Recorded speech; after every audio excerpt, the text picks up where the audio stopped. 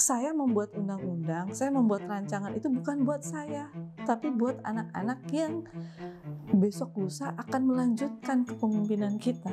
Yang dijadikan jargon oleh Pak Jokowi, Indonesia Emas itu dimulai dari anak-anak muda, dari anak-anak dari golden age. Selama ini orang membuat regulasi undang-undang itu berpikir buat kita yang sedang menjabat, salah. Tetapi buat anak-anak kita.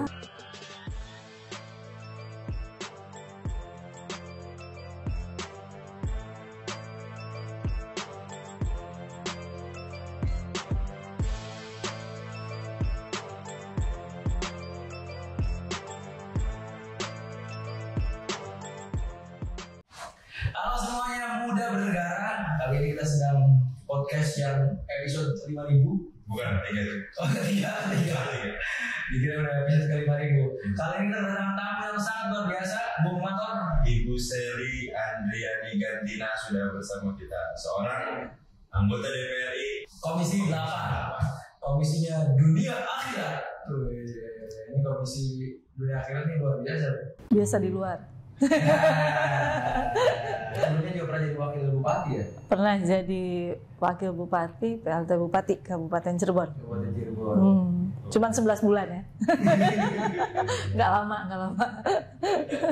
tapi besar di Bandung ya? Saya besar di Bandung, dari SD, SMP, SMA, kuliah di Bandung terus. Unpad, terakhir di Unpad di Fakultas Pertanian Bandung. Pajajaran. Justru saya orang Cirebon belum jadi anggota Dewan Cirebon nih. Saya pernah jadi DPRD Provinsi Jawa Barat.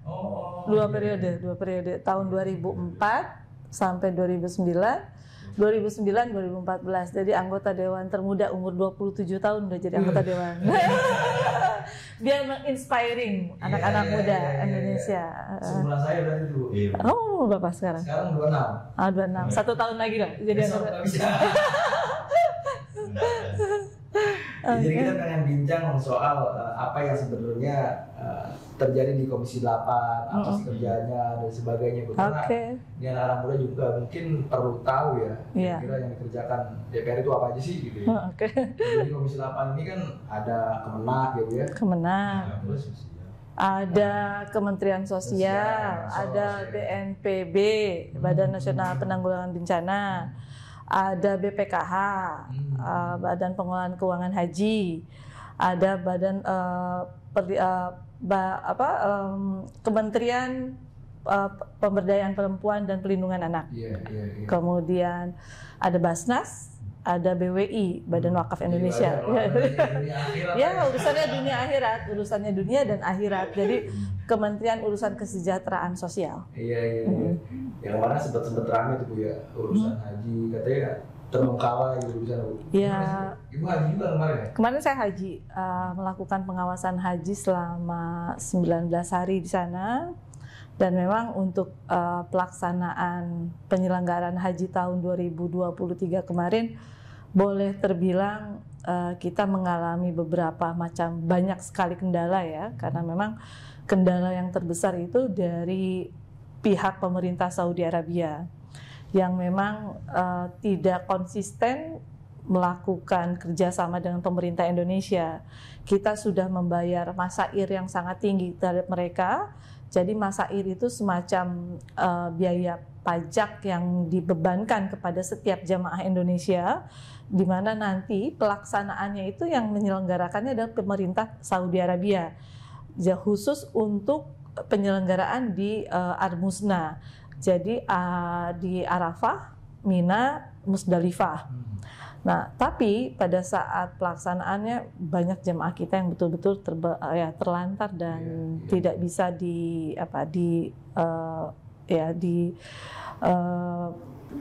ditangani dengan baik.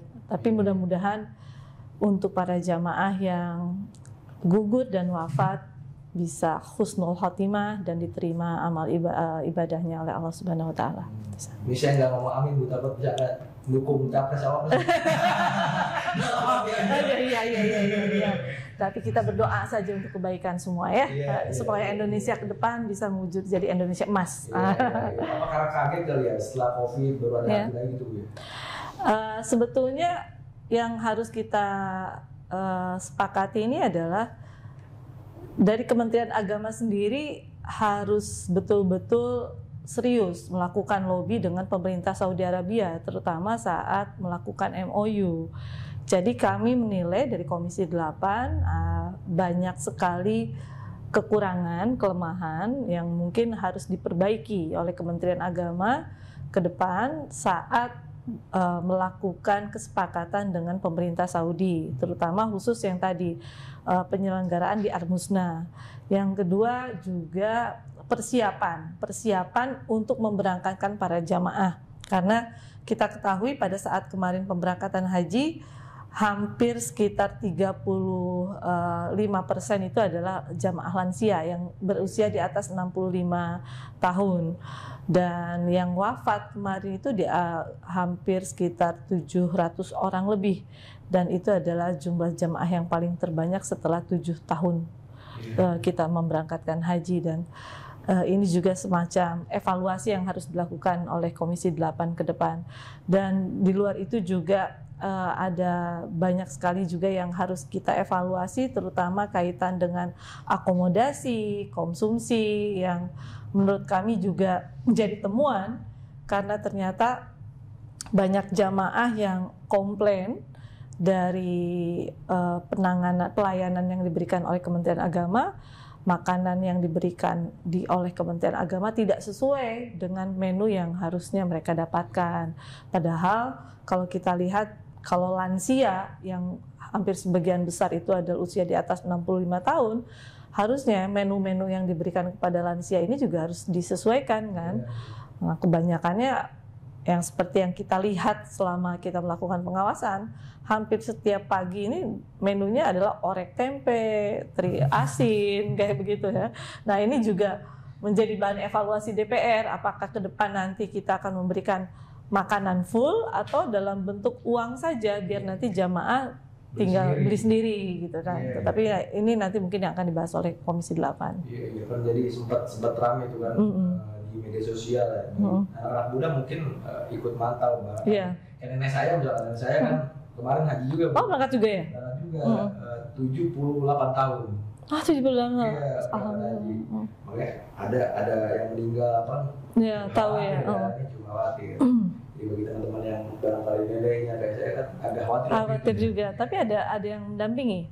Waktu itu nggak ada. Nggak ada. Berarti mandiri ya? Mandiri. Ya. Jadi ya karena 15 tahun setelah pendaftaran baru berangkat kemarin ya. Ya itu bahan evaluasi kita juga, karena memang ada kebijakan yang mendadak dirubah oleh Kementerian Agama yang seharusnya memang dulu para lansia ini boleh didampingi oleh keluarganya. Tapi karena waiting list ini terlalu lama, kemudian kita melihat dari 5 juta jamaah haji yang waiting list, hampir sebagian besar ini usia yang di atas 80 tahun ini sangat banyak. Kalau tidak segera diberangkatkan, kita khawatir mereka tidak bisa segera berangkat haji. Maka ada prioritas dari Kementerian Agama, maka kita dahulukan. Meskipun waktu mereka untuk berangkat ini sebetulnya belum waktunya berangkat nih. Misalnya masa keberangkatan mereka itu harusnya 10 tahun lagi gitu kan. Tapi karena usianya sudah di atas 80 tahun, maka itu kita dahulukan. Masuk prioritas karena tadi usianya sudah di atas 65 tahun kan. Batasnya 65 tahun. 65 tahun. Nah, kalau kemarin itu enggak 80 tahun. Kemarin 80 tahun maka dia diprioritaskan. Jadi ya ini juga yang menjadi penyebab kenapa angka yang wafat ini sangat banyak. Ditambah juga mungkin dari Kementerian Kesehatan untuk melakukan medical check-nya tidak terlalu lengkap. Jadi kita juga kurang lengkap untuk mengetahui penyakit resiko tinggi dari masing-masing jamaah ini seperti apa nih gitu kan. Nah, ini juga banyak para jamaah yang menyembunyikan karena saking ingin berangkat mereka tidak jujur bahwa mereka sebetulnya punya penyakit bawaan gitu, karena saking semangatnya. Bahkan ada juga jamaah yang mohon maaf nih kalau orang-orang daerah sudah niatnya saya ingin meninggal di Saudi Arabia, saya ingin meninggal di Mekah, karena kalau meninggal di Mekah dianggapnya sama dengan apa? Masuk surga gitu kan. Ya itulah masih ada mitos yang kepercayaan seperti itu. Nah, itu juga yang menjadi PR buat kita ya, buat evaluasi. Insya Allah bulan depan kita akan evaluasi khusus untuk haji.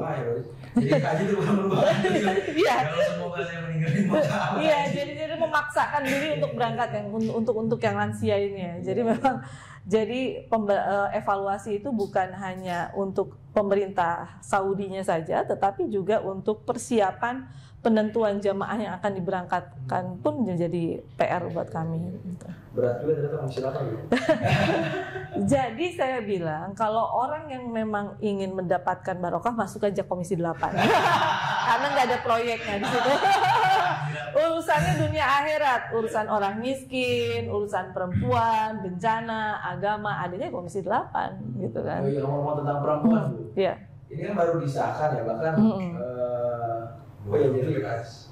undang-undang TPKS. Jadi just info Bu Shelly ini dari fraksi PDI Perjuangan. Nah ya. PDI Perjuangan. Betul. Biar GP nggak salah deh. Bahkan saya melihat beberapa video Bu Puan waktu mengesahkan sampai meneteskan air mata. Iya. Kenapa Bu? Ini sebetulnya kado terbaik untuk semua, bukan cuma untuk perempuan ya. Perlu saya garis bawahi bahwa TPKS itu, tindak pidana kekerasan seksual itu bisa berlaku untuk semua gender, baik laki-laki maupun perempuan. Karena korban kekerasan seksual itu bisa terjadi di semua segmen, laki-laki, perempuan, dan semua usia. Bisa anak kecil maupun orang tua maupun lansia pun kadang bisa jadi korban kekerasan seksual. Nah, kita memberikan kado ini untuk rakyat Indonesia. Memang kalau kita melihat dari data survei Komnas Perempuan dan Anak, hari ini menyatakan bahwa korban ini rata-rata kebanyakan perempuan, gitu kan. Nah, pada saat Ibu Puan mengesahkan bertepatan dengan Hari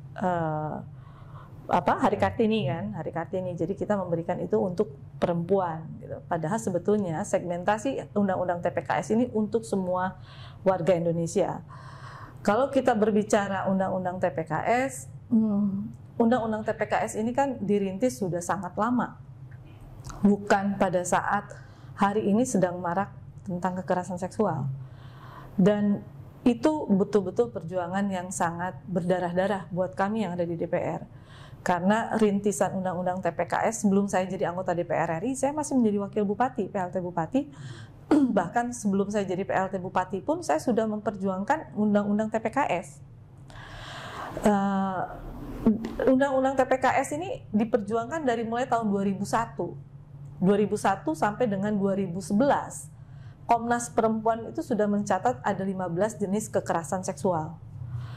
Bahkan dari hasil penelitian Komnas Perempuan, setiap 2 jam itu ada 3 perempuan menjadi korban kekerasan seksual. Setiap 2 jam di Indonesia.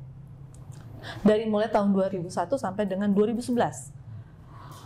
Nah, pada tahun 2014 mulailah dibuat naskah akademik dengan rancangan undang-undang PKS, penghapusan kekerasan seksual, belum TPKS. Nah, dibuat rancangan undang-undang PKS, baru tahun 2016 diusulkan menjadi prolegnas prioritas di DPR RI periode 2014-2019 gitu kan. Baru masuk menjadi prolegnas prioritas, dan di situ baru disahkan menjadi prolegnas prioritas, dan tahun 2017 awal disahkan menjadi draft hak inisiatif DPR untuk menjadi rancangan undang-undang PKS. Ya. Nah, di Januari 2017 itu menjadi draft inisiatif. Nah, bulan Aprilnya pemerintah membuat DIM, diputuskan untuk dibahas bersama DPR. Maka pada bulan, kalau tidak salah bulan Juni, dilakukan paripurna Juni 2017, DPR melakukan paripurna untuk membahas undang-undang PKS menjadi rancangan membahas undang-undang TPKS ini, dan dibentuklah dan diputuskan Komisi 8 untuk membahas rancangan undang-undang PKS tersebut. Cuman sayangnya di periode tahun 2014-2019 undang-undang TPKS ini tidak berhasil dibahas oleh Komisi 8 karena terlalu banyak hambatan untuk membahas undang-undang tersebut. Masuk di periode 2019-2024, saya masuk jadi anggota DPR RI, undang-undang PKS ini diajukan kembali, masuk ke dalam long list Prolegnas 2019-2024 dan diputuskan menjadi Prolegnas Prioritas 2019. Kemudian tahun 2020 sempat ramai nih karena dicabut, beneran, sampai semua orang aktivis rame-rame nih, kenapa nih Bu Sally dicabut undang-undang PKS ini untuk tidak dibahas oleh DPR gitu loh. Padahal saya yang ada di dalamnya karena saya ada di badan legislasi. Itu bukan dicabutnya undang-undang PKS ini bukan berarti DPR tidak mau membahas, karena kebetulan setiap akhir bulan Oktober itu kan pergantian pembahasan undang-undang gitu kan, prolegnas. Jadi kalau kita paksakan itu nggak mungkin dibahas gitu loh. Jadi harus dimasukkan, dipindahkan di prolegnas 2021 gitu loh. Nah maka jadi dicabut di tahun 2020, tetapi pada saat itu juga beberapa bulan kemudian dimasukkan menjadi prolegnas prioritas tahun 2021. Dan di saat itu juga DPR memutuskan untuk pembentukan panja yang dibahas oleh Badan Legislasi.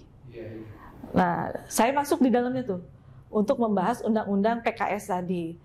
Nah, saat dibahas oleh panja, alhamdulillah tahun 2022 kita membahas bersama pemerintah undang-undang PKS tadi, meskipun sempat bergulat sangat panjang, sempat beberapa kali masa persidangan perpanjangan, dan akhirnya merubah nama undang-undang PKS ini menjadi TPKS. Karena ada orang yang menganggap, sempat ramai nih, judul saya sempat ramai, ada yang minta jadi undang-undang asusila lah gitu lah, karena di dalam pembahasan tersebut ada dua fraksi yang awalnya tidak abstain waktu menjadi rancangan undang, pada saat ditetapkan menjadi rancangan undang hak inisiatif DPR, dua fraksi ini tidak memutuskan. Pertama fraksi Golkar, yang kedua fraksi PKS. Dua fraksi ini. Kalau Golkar meminta untuk menunda waktu dulu gitu kan.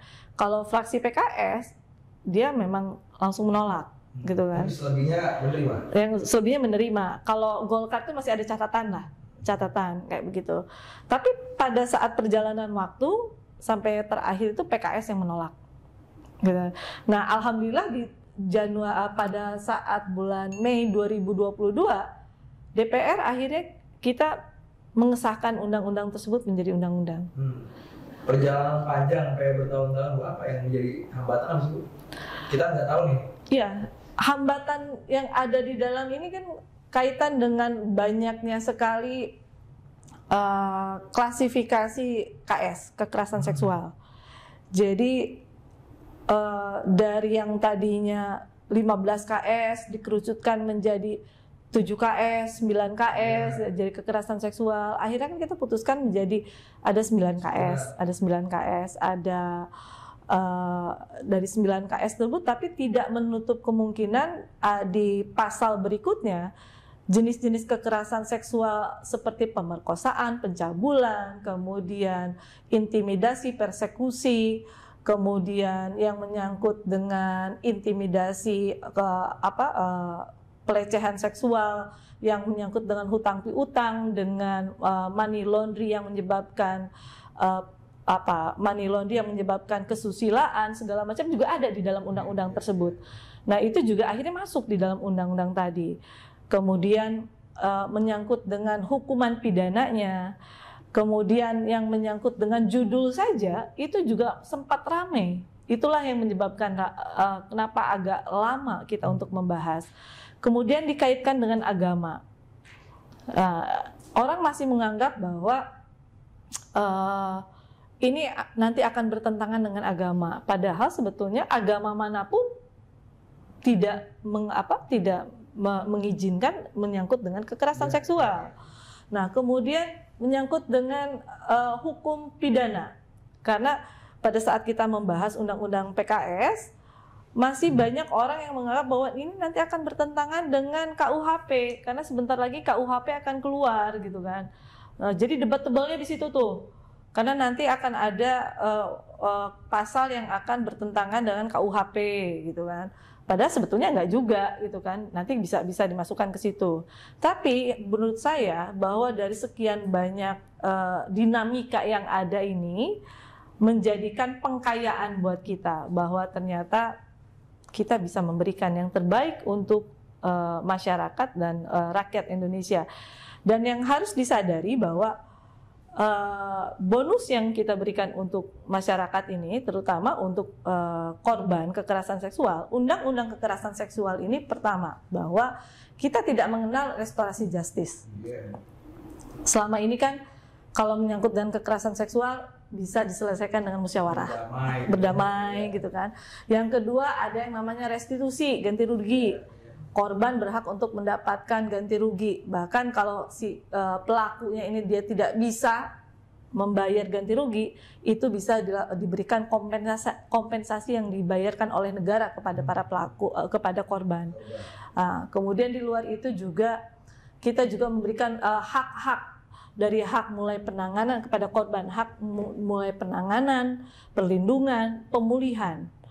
Pemulihan bukan hanya kepada korban, termasuk kepada keluarga korban. Karena selama ini kan kita ingin memberikan yang terbaik untuk masyarakat, sehingga ke depan orang sudah mulai berani untuk speak up gitu loh, bahwa ternyata ada undang-undang yang betul-betul melindungi mereka dari mulai hulu sampai dengan hilir, gitu loh.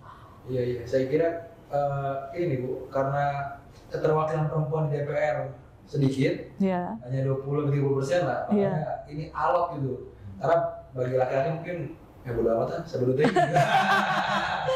Nah, inilah PR saya ke depan, melibatkan anak-anak muda.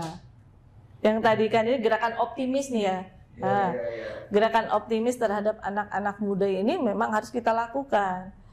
Dimulai dari mana tentang KS ini gitu kan? Dimulai dari generasi yang akan datang, bahwa kekerasan seksual itu harus mulai dibangkitkan, dimulai dari kehidupan kita berinteraksi hari ini, dari mulai dunia pendidikan. Bahwa berbicara gender itu bukan hal yang tabu. Hari ini kan orang selalu menganggap bahwa bicara gender itu hanya kalau kita berbicara di dalam urusan kurikulum, kalau kita berbicara saat masuk ke hak politik gitu kan, betul nggak? Gitu loh. Kalau kita berbicara gender, maka kita harus implementasikan. Nah, jadi kalau saya berbicara tentang generasi muda itu sebetulnya kan ada 3 lapisan. Kognitif gitu kan, yang menjelaskan gitu kan, pemahaman, untuk memberikan pemahaman kepada generasi muda tentang KS ini seperti apa sih gitu, kekerasan seksual. Kemudian juga lapisan yang berbicara tentang perlindungan. Adaptasinya harus melindungi itu seperti apa sih gitu kan. Kemudian kita bicara tentang preventifnya tuh harus bagaimana nih, pencegahan. Jadi anak-anak muda ini juga harus dikasih tahu. Dan yang berikutnya itu mengenai aplikasinya harus bagaimana. mengaplikasikan itu dalam kehidupan sehari-harinya bagaimana? Pemahaman, preventif, dengan aplikasi. Hanya 3 itu saja buat anak-anak muda. Nggak harus yang rumah tua, gitu loh. Nggak perlu tahu undang-undang semuanya. Nggak harus tahu yang maksud saya yang bisa poin-poin intinya memahami saja bahwa dalam keseharian kita sehari-hari itu berbicara gender itu bukan hal yang tabu. Kalian masuk di organisasi, bahwa bicara gender itu kan bukan hal yang sekarang ini udah lumrah. Seorang ketua organisasi nggak harus laki-laki terus dong. Perempuan sekarang boleh. Seksi keamanan nggak harus laki-laki dong. Bisa perempuan kok. Seksi konsumsi nggak harus perempuan kok. Bisa laki-laki kok. Implementasinya ya harus dibiasakan gitu loh. Mengaplikasikan itu dalam keseharian itu, dan itu menjadi keseharian yang biasa saja gitu loh. Memang butuh pembiasaan. Harus membiasakan gitu loh. Karena bagaimanapun kita masih ketimur-timuran. Yes, betul. Jadi maksud saya bahwa membiasakan berbicara gender gitu kan. Kemudian kita juga di ruang-ruang sosial, di ruang-ruang kerja memberikan kesempatan bahwa kita mempunyai kesempatan yang sama untuk bisa berpartisipasi dalam berpolitik, di dalam ruang kerja. Kita mempunyai kesempatan yang sama, itu laki-laki dan perempuan. Ya. Itu. Jadi memang agak ribet kalau kita ngomongin tentang PKS gitu ya. Tapi agak penasaran juga Mas. Jadi setelah diundangkannya TPKS Bu, kira-kira signifikansi dari sebelum diundangkan dan setelah diundangkan itu seberapa besar gitu? Karena ya tadi kita sempat nyari-nyari angkanya tuh agak sulit didapat gitu. Jadi setelah diundang-undangkan malah makin besar. Kenapa makin besar tingkat KS-nya? Karena orang sudah berani speak up. Oh, jadi selama ini diam. Selama ini mereka diam. Jadi kan makanya kan sekarang semacam bola salju kan. Selama ini kan mereka nggak berani speak up gitu loh. Iya, makanya tadi kita agak bingung juga dari 2020 terakhir lah, 6.000 ya, 6.000-an. Itu berarti kan sebelum disahkan. Setelah disahkan, Komnas Perempuan mencatat 400 ribuan pengaduan. Iya, banyak banget. Banyak kan? Jadi kalian kan bingung kan, kenapa kok makin banyak ya kayak gitu kan? Gitu loh. Ada apa? Jadi sebetulnya kasus kekerasan seksual tuh dari zaman dulu tuh banyak. Cuman mereka nggak berani speak up. Hari ini mereka berani speak up, termasuk relasi kuasa. Orang nggak berani bicara. Dan yang hebatnya dari undang-undang TPKS, kita berbicara tentang korporasi. Orang nggak ada yang tahu tentang korporasi, lembaga. Setiap lembaga yang terlibat dalam KS, dia bisa dipidana juga. Yang melindungi atau ikut terlibat, minimal dia bisa kena pidananya biaya 5-15 miliar, atau bisa dicabut hak izin usahanya. Mohon maaf ya, kalau misalnya ada lembaga pendidikan yang ternyata dia berkedok ada oknum yang melakukan pelecehan seksual, kemudian dia terlibat di situ, kayak misalnya si Hari yang di Bandung itu kan, kayak begitu. Itu bisa dicabut tuh lembaga pendidikan, yayasan pendidikannya ya, gitu kan. Kalau dengan undang-undang TPKS, maka yayasannya dia bisa dicabut. Meskipun hanya 1 orang. Ya karena kan dia menggunakan yayasan pendidikannya tadi, berkedok gitu kan, hampir semua siswanya jadi korban, gitu kan. Terus ada juga, mohon maaf nih, ruang-ruang kerja, kan tadi saya bilang bahwa di undang-undang TPKS itu ada money laundry yang menyebabkan asusila. Misalnya perputaran uang di situ, tetapi dengan tujuan eksploitasi seksual. Ujung-ujungnya dia di sana ada TPPO yang berujung dengan eksploitasi seksual. Ternyata di situ ada, mohon maaf, tujuannya panti pijat, tapi ternyata plus gitu kan, kayak begitu. Nah, karena kan eksploitasi seksual kan. Nah, itu bisa dicabut izin usahanya. Bahkan dia harus melakukan pemulihan terhadap si korban, keluarga korban dan segala macam. Siapapun bisa melaporkan. Siapapun bisa melaporkan. Dan yang paling bagus di Undang-Undang TPKS, setiap orang yang mengetahui, kemudian dia melihat, kemudian dia tidak melaporkan, padahal dia tahu ada KS, kekerasan seksual itu, dia bisa dikenakan sanksi 5 tahun minimal. Jadi minimal. Nggak bisa diem loh. Misalnya kamu melihat nih ya, ada kekerasan seksual di situ, gitu, korban gitu kan, pelecehan seksual atau apa gitu. Terus diem aja nggak bicara, padahal orang itu butuh kesaksian kita. Kamu bisa dipenjara loh. Nah, hebatnya lagi dari undang-undang ini, korban hanya dengan satu bukti saksi, satu alat bukti saja, dia bisa langsung diputuskan. Iya, bahkan ada penekanan kayak misalkan polisi wajib menerima laporannya. Iya, ya jadi kita ini membuat undang-undang ini betul-betul bukan hanya untuk korban saja ya, tetapi untuk pelaku juga. Jadi maksudnya kenapa Bu Sally kok pelaku juga dipikirkan di situ? Karena kita kan tidak mau pelaku ini besok lusa, korban ini besok lusa menjadi pelaku. Oh iya benar. Jadi zombie hidup. Kalau tidak dipulihkan dengan baik, maka akan menimbulkan semacam trauma kepada diri mereka, rasa dendam, kemudian dia akan melakukan hal tersebut kepada orang lain. Jadi kayak sel gitu. Iya, kayak sel. Jadi zombie hidup kan kita bilang. Maka untuk para pelaku kita juga melakukan pemulihan. Selain dia di-punishment gitu kan, diberikan hukum pidana, maka dia juga akan dilakukan pemulihan secara total oleh pemerintah. Nah, jadi memang Undang-Undang TPKS kita berbicara partisipasi juga, partisipasi masyarakat ada di wilayah yang mana, kemudian peran pemerintah pusat, pemerintah daerah juga kita bilang, termasuk juga mengenai keuangan pun kita funding keuangan pun ada di situ. Iya.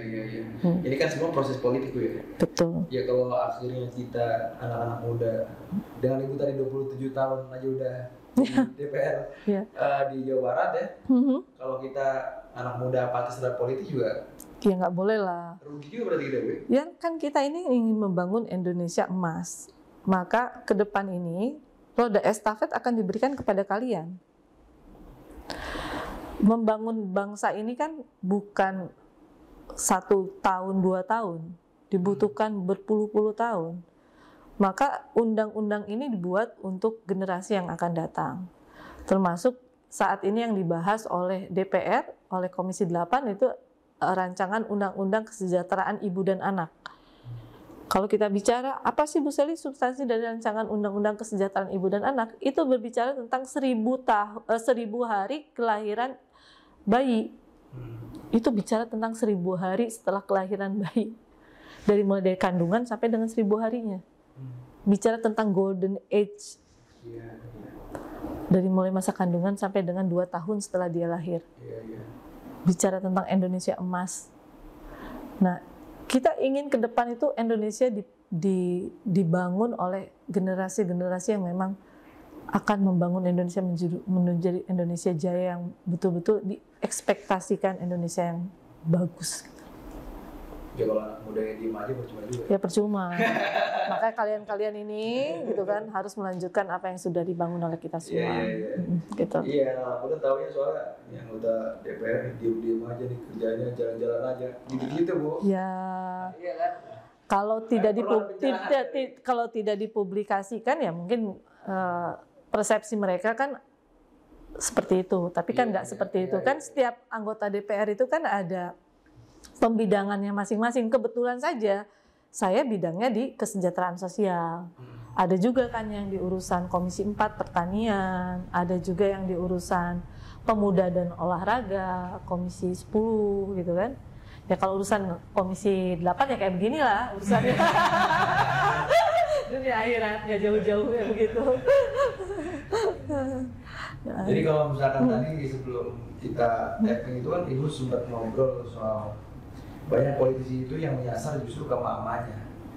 Itu menarik tadi misalkan Ibu ngomong bahwa justru yang hari ini harus diajak adalah anak-anak mudanya yang dia bisa mengajak mamanya untuk nyoblos ke TPS dan sebagainya. Yeah. Karena kalau kita kemarin podcast itu sama Direktur Asia ada 52% pemilih muda menurut data KPU.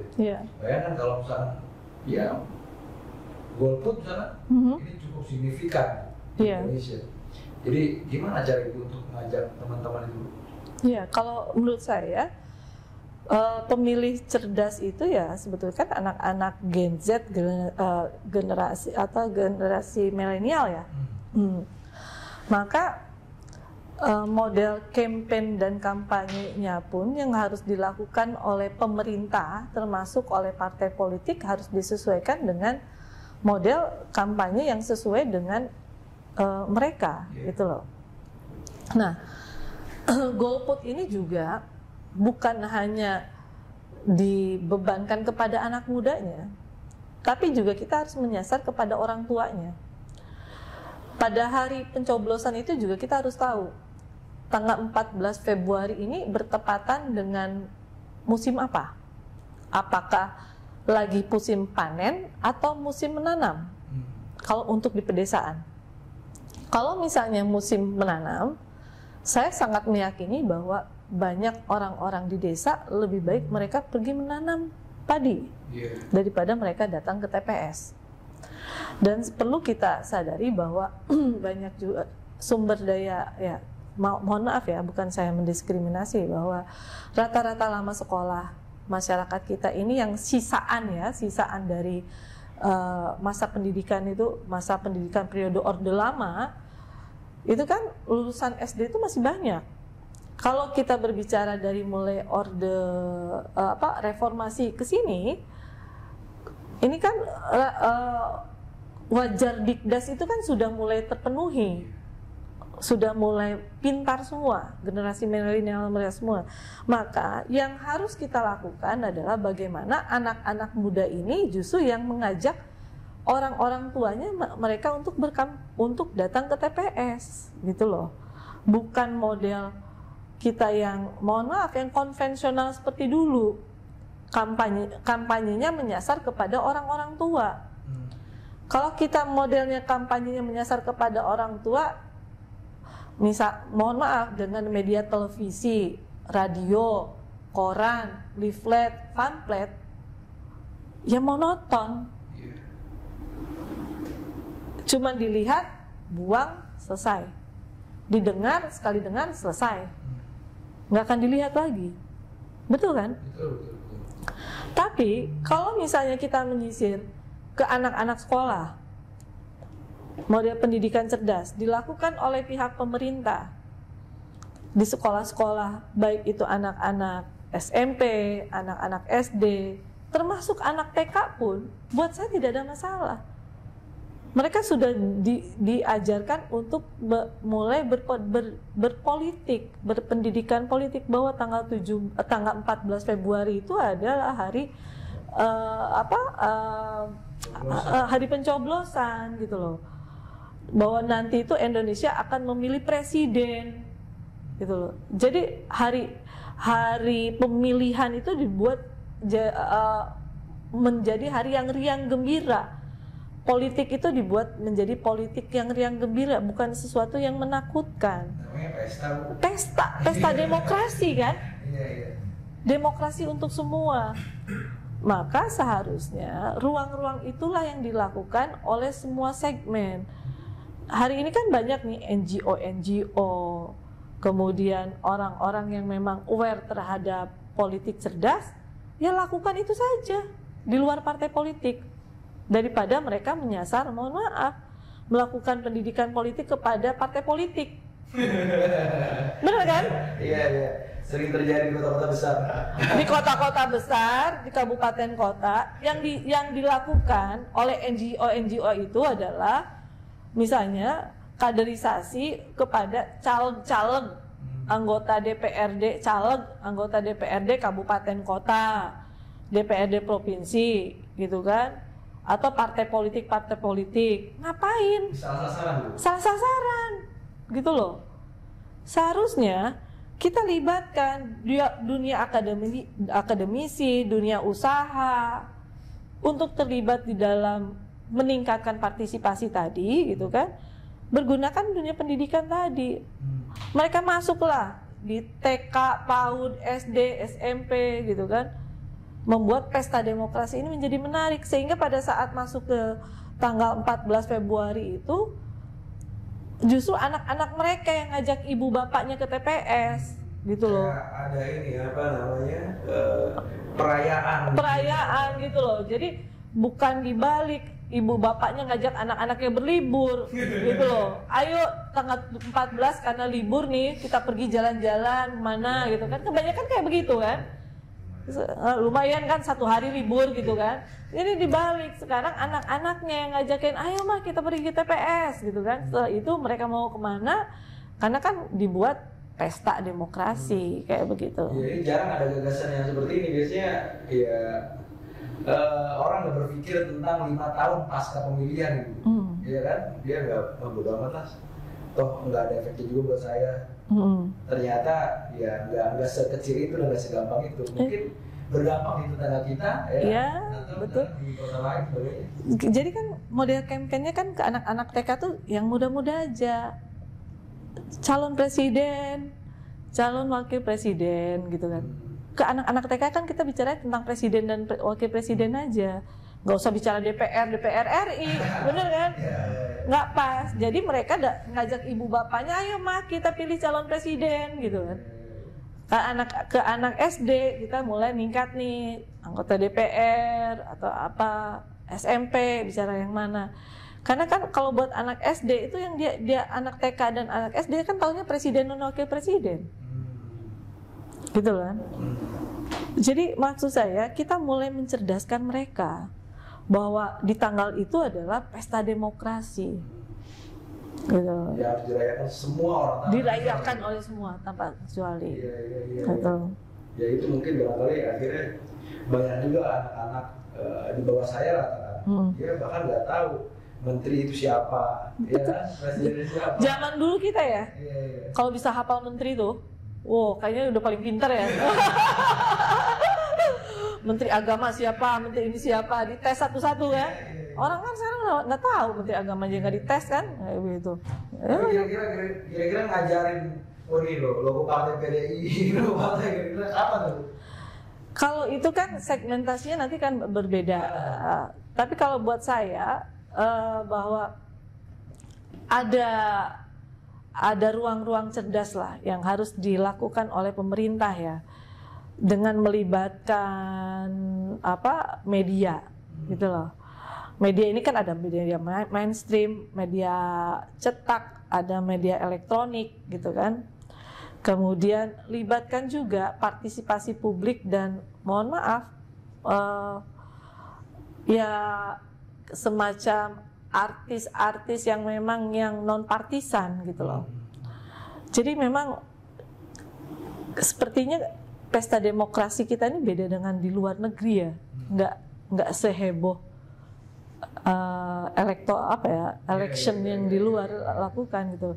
Jadi kayak biasa-biasa aja tuh, gitu. Lari-lari aja kan. Coba kalau kita lihat di Amerika, sepertinya artis-artis tuh dan atlet-atlet tuh ikut terlibat gitu ya untuk mempopulerkan gimana electionnya presidennya mereka, gitu. Bahkan partai politiknya kayak gitu kan. Karena hanya 2 partai, liberal.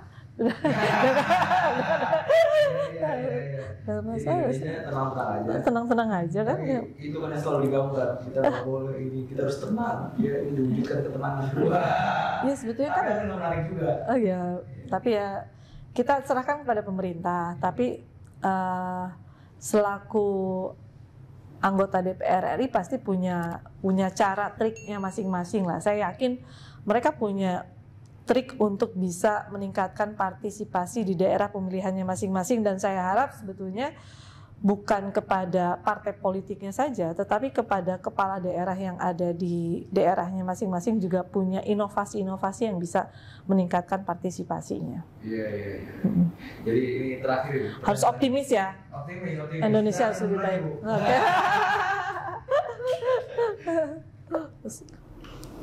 Ini terakhir Bu. Jadi Ibu saya sebut satu kata. Ibu juga sebut satu kata, Bu. Contoh misalkan tadi pemuda optimis misalkan, gitu aja, Bu. Kita baca, ada 5 kata, Bu. Kata pertama, negarawan. Saya nyebut satu kata. Satu kata. Negarawan tuh Ibu, apa satu kata tuh? Harus satu kata ya? Negarawan, politikus. Politikus.